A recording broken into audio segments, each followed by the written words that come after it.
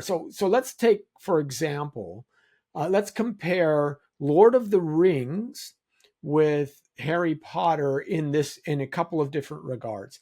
First of all, with Lord of the Rings, when you have a Gandalf, he's clearly uh, almost an otherworldly being, and this was Tolkien's kind of understanding, is they were almost the angelic kinds of characters, these Lothlorians, and when Gandalf uses his staff to, stop the Balrog, or even to make fireworks, that's all you see, right? And so he's got a moral character that he's built up that's very strong, and he uses the tools given him in order to achieve a moral end, but he doesn't use the tools to say simply avoid all hardship. They have to, the fellowship still has to travel through the dungeons. They still have to suffer. There's all of these things, that personal afflictions. So that's an important That's point. an important point, because in what magic is fundamentally about, and this is in all of the books on witchcraft and magic and reading, is about the manipulation of the natural world so as to create effects that mitigate pain and suffering and bring blessings and healings and so on and so forth. Magic really is precisely a sort of a techne to basically get what you want and avoid pain and harm. Right. And now in the Potter books, it's Harry does use it to fight Voldemort. I mean, but also they use it in order to cut class or to go on adventures. There are times when they're using it for selfish reasons, as much as there are times where they're using it for selfless reasons. Ultimately, the selflessness and a little bit of that, of course, is Rowling expressing how kids think and how kids do things. So I'm going to cut her a little bit of slack on that. The second half, though, is in all of the Lord of the Rings, whenever magic is shown, demonstrated, you never, it's either through an action of a magical staff or something, or if someone is whispering an incantation, that's all you read, is he's whispering an incantation. One of the things that concerned parents was that you had these Latin phrases that basically you would have the incantation itself written out, so to speak. Now, Rowling more likely just made all this stuff up. I don't think she's consulting a Wiccan book. There are other authors who, for quote authenticity, actually go back and try to look up some of this stuff and create some of these incantations and include them in their production. I'm gonna make a comment on Lord of the Rings and maybe Narnia, although I think Lord of the Rings is more relevant to this conversation on magic than Narnia is, and I'll say why. I think why. One thing that came up about Harry Potter, I was giving a talk for Ratio Christi last October at Biola, and I had lo and behold, I had several of the art and film students in that class.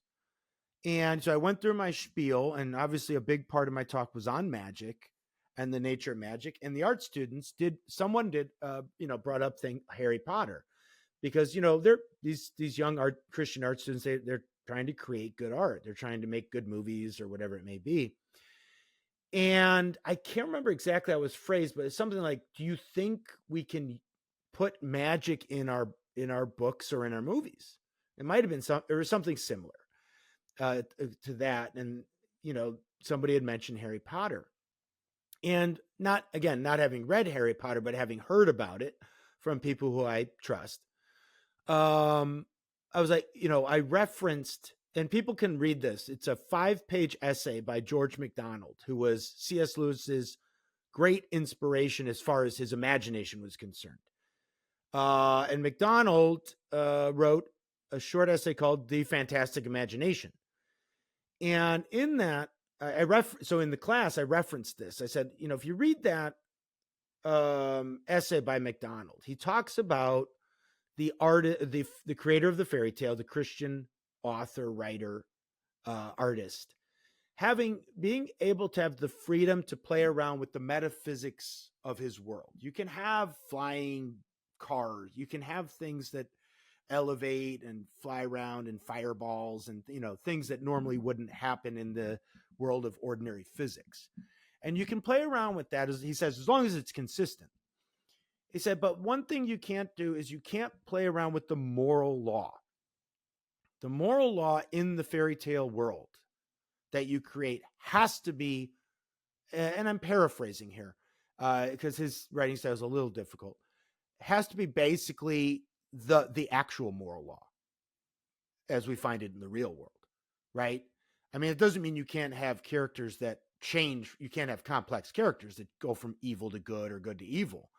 But evil always has to be evil. Good has to always be good. The moral compass in the world always has to be pointing north, right? So this is the opposite of sort of think like the anti-hero genre that we've had in Hollywood for the last God knows how many decades. Yeah, and we can talk about that too. But and I said, so it seems to me like you can do fantasy, and you can have magic in your books or in your movies, but one thing you can't play around with is that moral order. And it sounds like Harry Potter has the moral order commensurate to the actual moral order. Yeah, more or less, basically, yes. Basically, right? So I'd say that, but then again, there still is the question of, even if you have a Harry Potter series that has the moral compass pointing straight north and the right kinds of themes and narrative arcs, there is still the case that if magic itself gets presented in a way that is non-biblical, softened, and so on and so forth, that we could fall into this trap of thinking that magic or its use, the nature of magic or its use, is something relatively harmless, not really all that bad. Or can be benign. I had a friend. Yeah. I'll just make this quick comment. I had a friend in high school. We were, musicians. We both loved Led Zeppelin, for example. Wow, it was my favorite band, and I did go and see the documentary.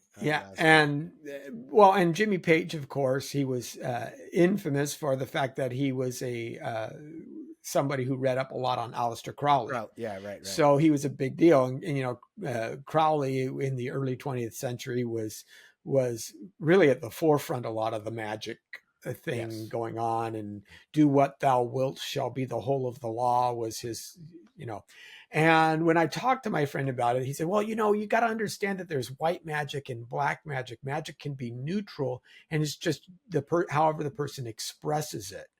That's what makes it good or bad. And, that's an easy excuse. And at the time, I didn't have any understanding or better grasp of the subject. Now, of course, we understand that even a party game, Parker Brothers sells Ouija boards, but I would never allow one in my house because it's a doorway. It opens you into the occult world. And the problem is you're starting to play with powers with which you don't know their degree or their reach. And that's really, really dangerous because spirits can lie, and spirits can absolutely pretend to be right. We even read in Galatians that Satan could come to you as an angel of light. So it's easy to seem like you're doing good initially. We know even that the Antichrist will have lying wonders, and people will seem to be healed and stuff like that.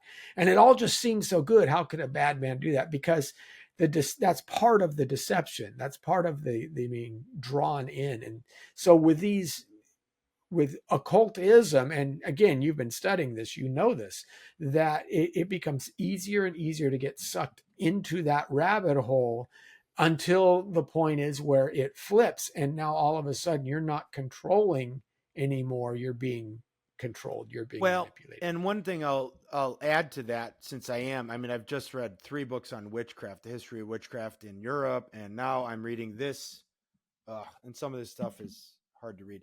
seminal book by Margaret Adler, Drawing Down the Moon.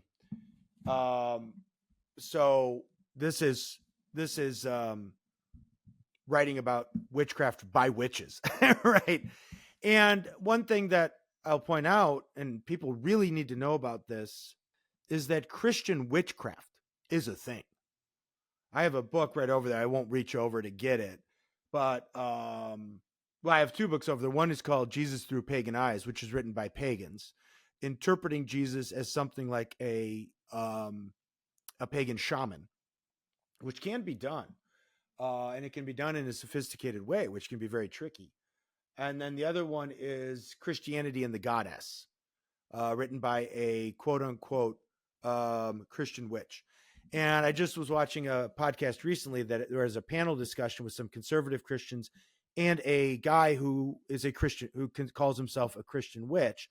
And one of the things that they'll do, they'll go back through the Bible and they'll try and show how witchcraft is basically what miracles are is magic. Okay, there's one thing that sort of a reinterpretation of miracles. And of course, white magic will often be associated with healing magic, right? And there's malevolent magic, and that would be casting curses on your enemies and so on and so forth.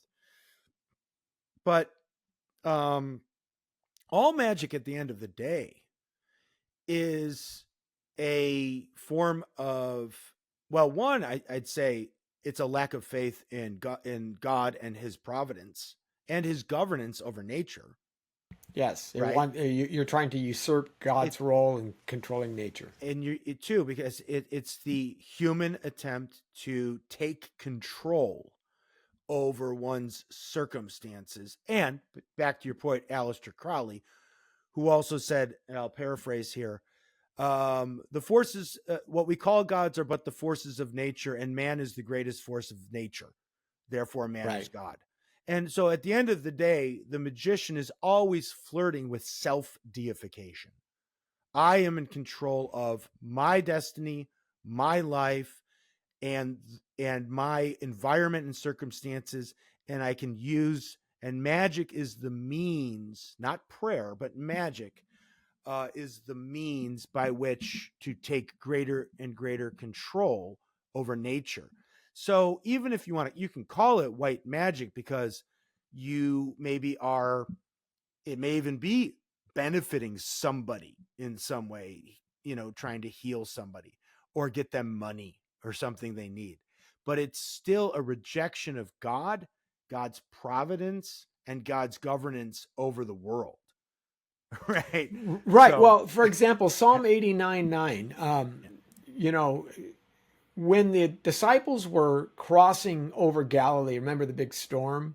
Yeah. And Lord, why are you sleeping? We're going to perish, right? And Jesus says, silent, be still. And it calmed down. And they look at each other and go, who is this that even the winds and the waves obey him, right?